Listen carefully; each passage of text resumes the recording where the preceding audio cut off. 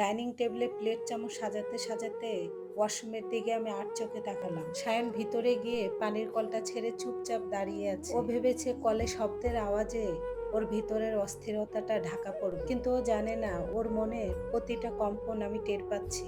সায়ন যে এখন তীব্র মানসিক দুটানে পড়েছে এটা আর আমার বুঝতে বাকি নাই। ও আফরিনকেও ভালোবাসে, আবার আমাকে আর আমার আদিবকেও সে জীবনের চাইতে বেশি ভালোবাসে।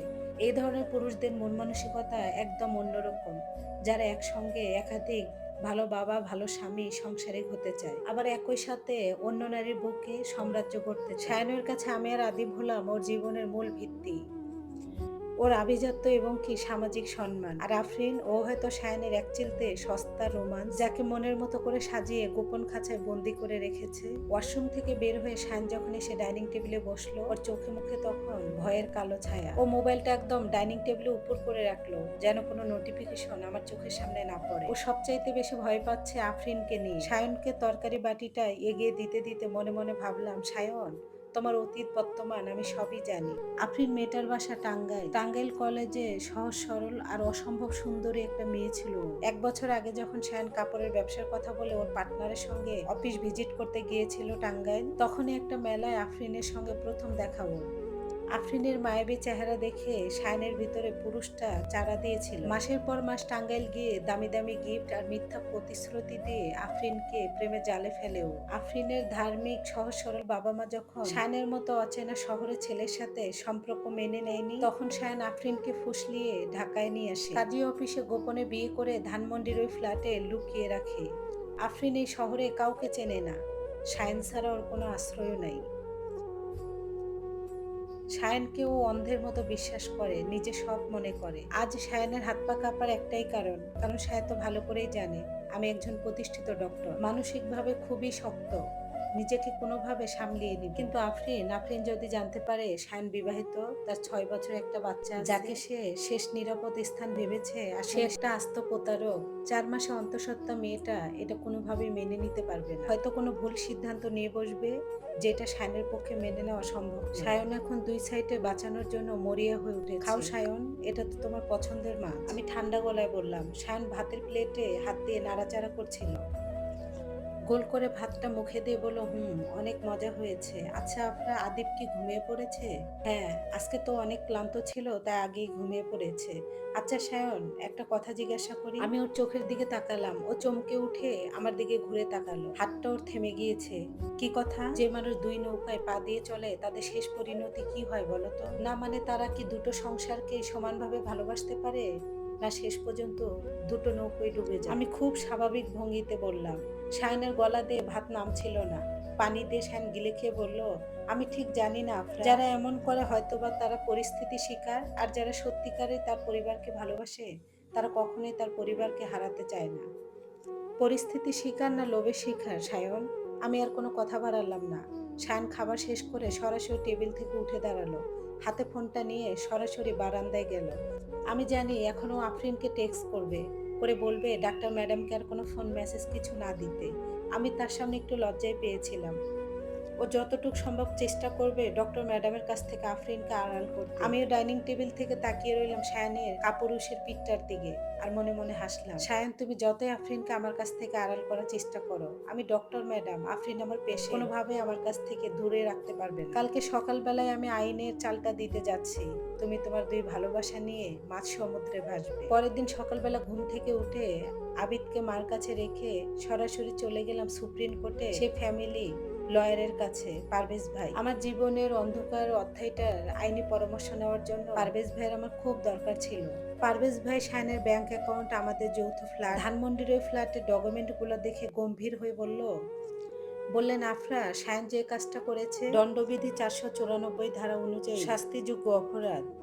প্রথম স্ত্রীর অনুমতি ছাড়া দ্বিতীয় বিয়ে করা দণ্ডনীয়। তুমি চাইলে সায়নকে জেলে পাঠাতে পারো, তবে চাইল্ড কাস্টডি আর সম্পত্তির দিকটা একটু শক্ত করতে হলে আমাদেরকে কৌশলে আগাতে হবে। তুমি কোনোভাবেই মাথা গরম করবে না। আমি তখন বললাম, আমি মাথা গরম করবো না ভাইয়া, আমি আইনিভাবে সায়নকে পঙ্গু করে দিব। কথাটি বলে আমি ওনার চেম্বার থেকে বের হয়ে আসলাম। লয়ারের সঙ্গে কথা বলে আমার হসপিটালের কেবিনে এসে আমি যখন বসলাম, আমার ভিতরে অদ্ভুত এক শীতলতা। টেবিলে রাখা আফরিনের ফাইলটার দিকে তাকালাম।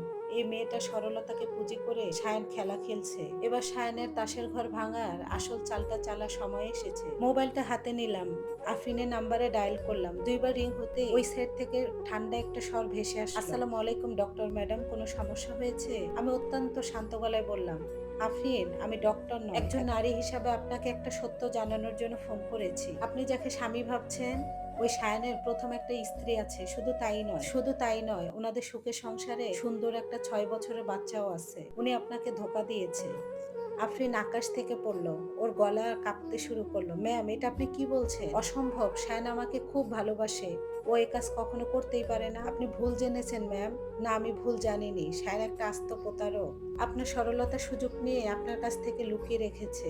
কিন্তু আমি একবারও বললাম না যে শায়নের স্ত্রী আর কেউ নয়, আমি নিজে। কিছু কিছু সত্যর মুখোমুখি শায়নকে নিজেকেই হতে হবে। লাইনটা কেটে দেওয়ার পর আফরিন আর এক মুহূর্ত দেরি করেনি। আতঙ্ক আর ক্ষোভ নিয়ে শায়নকে ফোন করলো। শায়ন তখনও অফিসে মিটিং এর বাহানা করছিল, কিন্তু আফরিন কান্না করে দিয়ে বলল, 10 মিনিটের ভিতরে বাসায় আসো শায়ন, না হলে আমার আর আমার সন্তানের মরা মুখ দেখবে। আফরিনের মুখে এমন কথা শুনে শায়ন থরথর করে কাঁপতে লাগে, যে নিশ্চয়ই কোনো একটা গন্ডগোল হয়েছে। অফিসের জরুরি কাজ ফেলে রেখে সরাসরি ধানমন্ডির দিকে শায়ন নিজে ড্রাইভিং করে রওনা দিল। শায়ন যখন বাসায় ঢুকলো তখন আফরিনকে দেখলো ড্রয়িং রুমে দাঁড়িয়ে দাঁড়িয়ে কাঁদছিল আর কাঁপতেছিল। শায়নকে দেখার পর সব নিয়ন্ত্রণ আফরিন হারিয়ে ফেললো। শায়নকে দেখে আফরিন কপাল চেপে ধরলো, ওর মুখ, গাল, পিঠে থাপড়ানো শুরু করলো আর চিৎকার করে কাঁদতে লাগলো, তুমি একটা জানোয়ার, তুমি একটা প্রতারক, তোমার নাকি আরো একটা বউ আছে, তোমার নাকি আরো একটা 6 বছরের বাচ্চাও আছে, তুমি কেন আমার জীবনটা ধ্বংস করলে? আফরিন হাঁপাচ্ছিল আর শায়নকে আঘাত করছে। শায়ন তো আকাশ থেকে পড়লো। আফরিনের হাত দুটা চেপে ধরতে চেয়ে থতমত করে বলল, আফরিন শান্ত হও, এগুলো উল্টো পাল্টা কথা কে তোমাকে বলেছে? কে দিল এগুলো তোমাকে, মিথ্যা তথ্য? আফরিন ওর হাতটা ঝটকা মেরে সরে দিয়ে বলল, এগুলো মিথ্যা নয়, এগুলো একদম সত্যি। আজকে আমার ডক্টর ম্যাডাম, মানে আমার ওই যে ডক্টর আফরা ম্যাডাম, আজকে নিজেই সব ফোন করে বলেছে। ডক্টর আফরা ম্যাডাম, এই নামটা শোনার সাথে সাথে শায়নের যেন পায়ের নিচ থেকে মাটি সরে গেল। শায়নের মনে পড়ে গেল কালকে যে রাত্রে আফরা দেখেও নাটকের ভান করেছিল, এই ঝড়ের ওইটা পূর্ব আভাস ছিল। শায়ন তখন রাগে ভয়ে তীব্র জেদে বলল, এখনই তোমার ওই ডক্টর ম্যাডামকে ফোন করো, ওনাকে বাসায় আসতে পারো, ওনার সামনে আমি দাঁড়িয়ে প্রমাণ করব এগুলো সব মিথ্যে। শায়ন ভেবেছিল 2 পাঁচ বুঝিয়ে আফরিনকে তারা হাতে এনে ফেলবে। আফরিন তখনই আমার কাছে ফোন করে। আমি তো ফোনের জন্য রেডি ছিলাম। ঠিক 20 মিনিটের মধ্যে আমি সেই ধানমন্ডির ফ্ল্যাটের দরজার সামনে এসে দাঁড়ালাম। ভিতরে ঢুকেই দেখলাম ড্রয়িং রুমে সবগুলো ছড়িয়ে ছিটিয়ে আছে। আফরিন পাগলের মতো পায়চারি করছে আর কাঁদছে, আর শায়ন সোফার পাশে অপরাধীর মতো দাঁড়িয়ে আছে। আমাকে দেখে আফরিন ছুটে এসে বলল, ম্যাম, আপনি ওকে সত্যটা বলুন, আপনি ওর প্রথম বউ বাচ্চার কথা বলুন। এক দৃষ্টিতে শায়ন আমার চোখের দিকে তাকিয়ে রইল, ওর চোখে তখন মিনতি, আমি যেন সত্যটা না বলি। শায়নের সে ভীতু চোখগুলোর দিকে তাকালাম, তারপর আফরিনের দিকে তাকিয়ে বললাম, আফরিন, শায়নের প্রথম স্ত্রী আর কেউ নয়, শায়নের প্রথম স্ত্রী আমি। আর যে 6 বছরের বাচ্চার কথা বলেছি, সে আর কেউ নয়, সে আমার আর শায়নের সন্তান। এই কথাটা যেন জলজ্যান্ত একটা বোমার মতো ঘরের মধ্যে ফেটে গেল। আফরিন নিস্তব্ধ হয়ে গেল। ও এক পলক আমার দিকে তাকালো, তারপর শায়নের দিকে তাকালো। ওর চোখের মনি দুটো যেন স্থির হয়ে গেল। ও এক পা পিছিয়ে গিয়ে ভাঙা বুক আত্মনাদ নিয়ে চিৎকার করে বলল, আপনারা দুইজনে আমাকে ঠকিয়েছেন। আপনি একজন ডক্টর হয়ে আমার সাথে এরকম নাটক করলেন, আর তুমি তো একজন পিচাস। কথাটা শেষ করে ও 1 মিনিটও দাঁড়ালো না, পাগলের মতো দৌড় দিয়ে ওর ঘরের ভিতরে ঢুকে পড়ল আর ভিতর থেকে লক করে দিল। শায়ন পাগলের মতো যে আফরিনের দরজায় ডাকতেছে, আফরিন দরজা খোলো, দরজা খোলো। শায়নের ডাকা অবস্থায় ঘরের ভিতরে একটা কাঁচ ভাঙা শব্দ শোনা গেল। আমি ডক্টর, আমার আর বুঝতে বাকি নাই যে ঘরের ভিতরে কি হয়েছে। শায়নের দিকে তাকিয়ে আমি বললাম, শায়ন, হাঁ করে দাঁড়িয়ে থেকো না, দরজা ভাঙো তাড়াতাড়ি। ও ড্রেসিং টেবিলে গ্লাস ভেঙেছে, এবার হাত কাট। শায়ন পর পর জোরে জোরে লাথি মারা শুরু করলো। 4 নাম্বার লাথিতে কাঠের দরজাটা খুলে গেল। আমরা ভিতরে ঢুকে আটকে উঠলাম। আফরিন মেঝেতে পড়ে আছে, ওর ডান হাতের কবজিতে ছিটকি দিয়ে রক্ত বের হচ্ছে। ওর নিজের হাতও ক্ষত বিক্ষত করে ফেলেছে। আফরিন বলে শায়ান আফরিনকে কোলে তুলে নিল, আর তখন আমার ভিতরে আমার পেশাদারিত্ব, ডক্টর পেশাটা জেগে উঠল। আমি ঝটপট বিছানার চাদরটা ছিঁড়ে আফরিনের হাতটা বেঁধে দিলাম, যেন তাড়াতাড়ি রক্তটা বন্ধ হয়ে যায়। শায়ানকে ধমক দিয়ে বললাম, কান্না থামাও, 1 সেকেন্ড দেরি করা যাবে না, ওকে দ্রুত হসপিটালে নিয়ে চল, নাহলে মা আর বাচ্চাকে একজনকেও বাঁচানো যাবে। শায়ান আফরিনকে কোলে নিয়ে লিফটের দিকে ছুটলো, আর আমি আফরিনের হাতটা চেপে ধরে রাখলাম, যেন রক্তপাত কম। আইনি লড়াইয়ের মাঝে নতুন একটা জীবন বাঁচানোর যুদ্ধে নেমে পড়লাম। ধন্যবাদ সবাইকে গল্পটা শোনার জন্য। এটা শেষ পর্ব, আগামীকালকে আপলোড করা হবে। ধন্যবাদ সবাইকে।